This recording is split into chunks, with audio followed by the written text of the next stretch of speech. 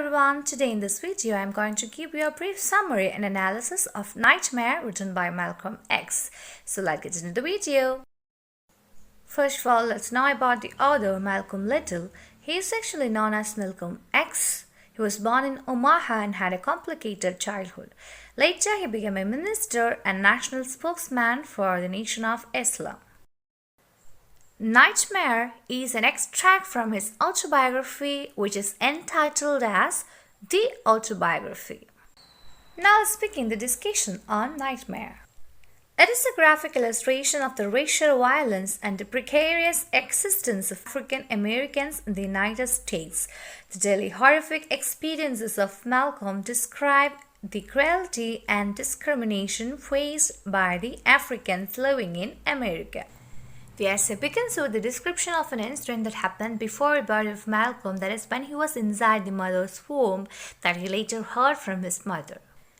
A group of whites belonging to the Ku Klux Klan intruded into their house in search of his father, Earl Little, a Baptist preacher who preached the necessity of the Africans to return to Africa. So, what is Ku Klux Klan? It was a rebellious group of whites that held the ideologies like white supremacy, white nationalism, and anti-immigration.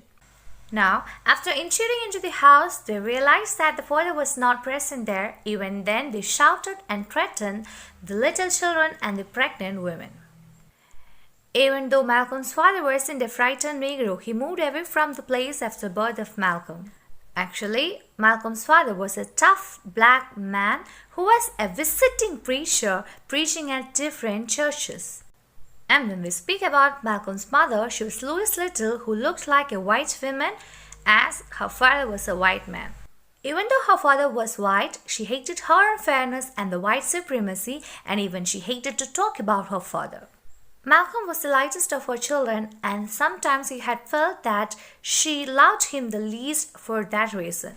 At the same time, he says that his father loved him the most, that he was involuntarily inspired by the whites' ideology of color, even though he preached against the whites.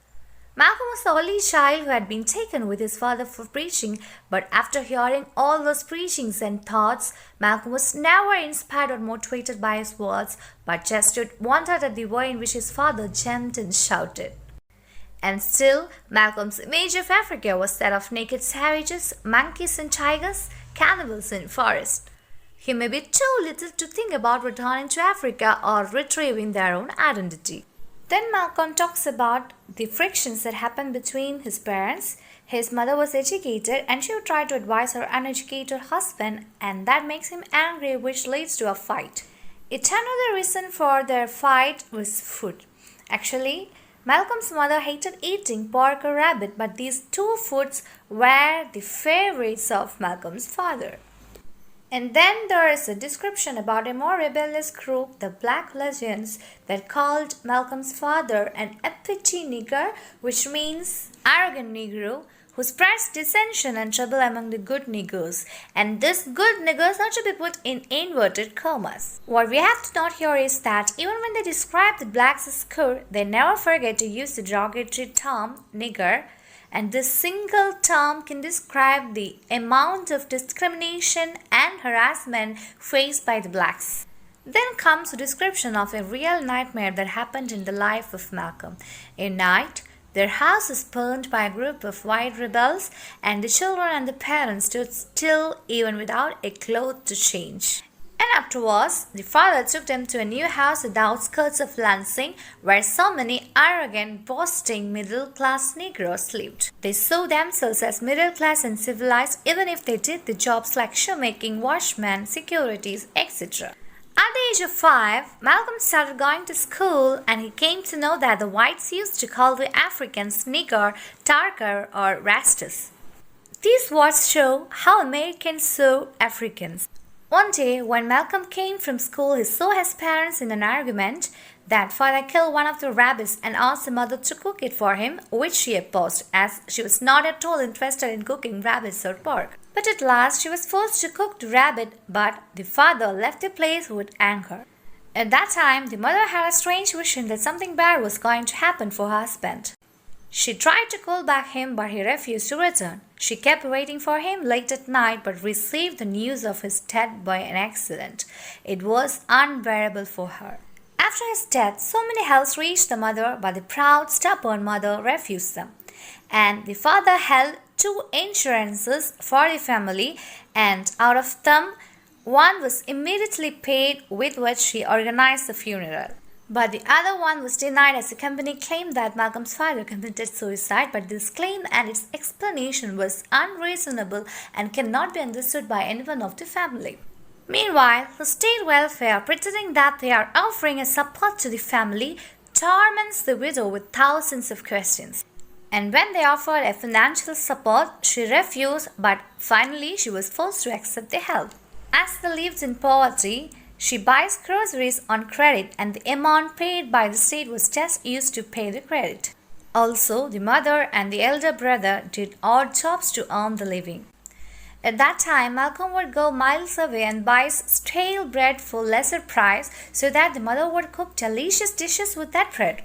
There were days on which they could not afford the price of even the stale bread, and on that days they would cook dandelion greens, and for that the neighboring children would tease them for eating fried grass.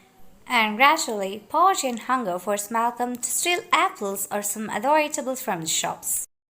Or he'll go for some odd jobs like picking the fruits and so on, and he says that each time he go for stealing, he becomes more arrogant. And sometimes he used to visit the Gehennasses, where there was the big boy and the old Mrs. Adcock, and he went there to have his supper. It was then a huge dark man started to visit Malcolm's mother frequently, and the children were able to understand how much the friendship consoled and comforted the lady, so they too longed for the relationship to stay forever. But soon the man jilted her. He might have thought it as a great responsibility to look after such a huge family, so we cannot blame him. But it was a great shock to Malcolm's mother. She became silent and started walking and talking to herself, which soon reached a complete breakdown. And now the welfare utilized the situation, and they started making divisions within the family. Malcolm was sent to the Gehennasses, who received him happily. Even though he loved that family, he was reluctant to leave his mother and his brothers and sisters. The totally collapsed mother was taken to a mental asylum. Wilfred and Hilda, who are the elder siblings of Malcolm, were left to live in their own houses, and the other children were sent to different houses where they were accepted happily. Malcolm used to visit his mother, but she never recognized him, and he decided never to visit her anymore because of two reasons. The first reason is that he could not withstand the sight of his mother in this terrible condition and his pain of not being recognized. And the second reason is the inhuman behavior of the authority, who considered the mother as just a number or a case, but not as a human. And he had made this decision as he realized that this situation could make him more cruel and apathetic. And at the end, Malcolm says that whenever it was possible, the children or the siblings would get together in school and out.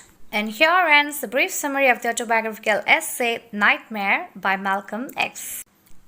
Thank you for watching.